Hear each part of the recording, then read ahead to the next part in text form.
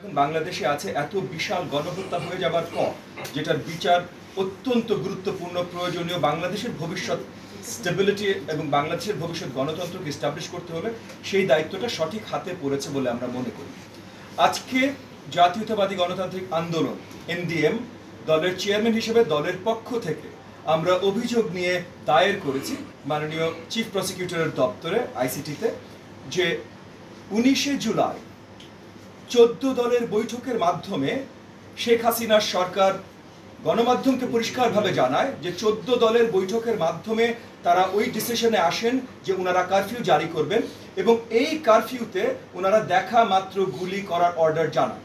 এবং এই 14 দলের মিটিংয়ের পর তরিকত ফেডারেশন, ওয়ার্কার্স পার্টি, কয়েকটা দলের জাসদ, ইনু কয়েকটা দলের নেতারাও গণমাধ্যমের সাথে কথা বলেন এবং গণমাধ্যমের সাথে কথা বলবার সময় তারা পরিষ্কার করে বলেন যে শেখ হাসিনাকে তারা আহ্বান জানিয়েছেন বা উপদেশ দিয়েছেন যে শক্ত হাতে যেন এই আন্দোলন দমন করা হয়। যখন কয়েকজনকে জিজ্ঞেস করা হয়েছে শক্ত হাতে মানে কি, কয়েকজন বলেছেন কারফিউ, কয়েকজন বলেছেন দেখা মাত্রগুলি, কয়েকজন বলেছেন আপনার নিজেরাই সামনে দেখবেন। এই ধরনের আলোচনা আমাদের কাছে অ্যাটলিস্ট পরিষ্কার করেছে যে এরা অতপ্রুতভাবে জড়িত ছিল এই গণহত্যার আদেশ দেয়াতে।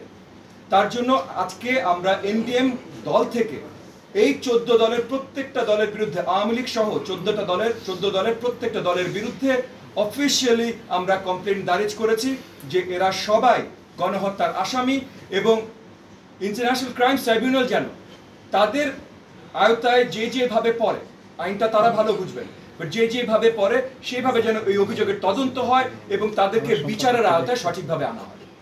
আপনারা কি চান আসলে 14 দলের ব্যাপারে ন্যায় বিচার হবে মনে হয়? আমাদের প্রথম চাওয়া যে সঠিক তদন্তর মাধ্যমে দেশ জাতিকে সঠিকভাবে জানানো যে কতটা করাপ্ট, কতটা মোরাল ডেপ্রাভিটি ছিল এবং আছে এই 14 দলের জোটের নেতাদের ভেতরে এবং এই 14 দলের ভেতরে। জনগণের কাছে পরিষ্কার করা যে শুধু আওয়ামী লীগ না, শুধু শেখ হাসিনা না, এই যে ওয়ার্কার্স পার্টি, ইনু, তরিকত ফেডারেশন, ওয়ার্কার্স পার্টি, জাসদ, ইনু, যতগুলো দল আছে, সাম্যবাদী দল, এরা সবাই গণহত্যার আসামি। তো প্রথম কাজটা হলো জনগণের কাছে পরিষ্কার করা এবং এই দায়িত্ব মাননীয় চিফ প্রসিকিউটরের সাথে আইসিটি ট্রাইব্যুনালে। তো আইসিটিকে এই দায়িত্ব তারা যেন সঠিকভাবে পালন করেন সেই আর্জি করতে আমরা আজকে এসেছি এবং এই তদন্তর পর আমরা বিশ্বাস রাখি এনাফ এভিডেন্স পাবলিক ডোমেইনে আছে যে এই তদন্ত করলেই তারা পরিষ্কার জানবেন যে এই 14 দলই দায়ী গণহত্যার আদেশে। আর যদি দায়ী সাব্যস্ত ওনারা করেন এরপরে সাজা কি হবে সেটা আজকে মাননীয় চিফ প্রসিকিউটরও জানালেন যে আইনের কিছু চেঞ্জ আসতে পারে, এগুলো ওনারা আরো ভালো জানবেন। যেইভাবে আইনের চেঞ্জ আসবে, আইনের চোখে তাদের সাজা যেটা হওয়া উচিত সেটা হবে, সেটা হলেই আমরা মেনে নেব। আপনি একজন দেখেন, রাজনৈতিক দলের বিরুদ্ধে কি ধরনের সাজা দরকার এটা একটা ধরনের প্রশ্ন। আর এই যে 10 বছর নিষিদ্ধ ঘোষণা করা কোন সংগঠনের বিরুদ্ধে বা কোন দল বা সংগঠনের বিরুদ্ধে যারা মানবতা বিরোধী অপরাধে নিয়োজিত থাকে, মানবতা বিরোধী অপরাধটা হলো মুখ্য বিষয়। রাজনৈতিক দল, অর্গানাইজেশন, ব্যক্তি মুখ্য বিষয় না।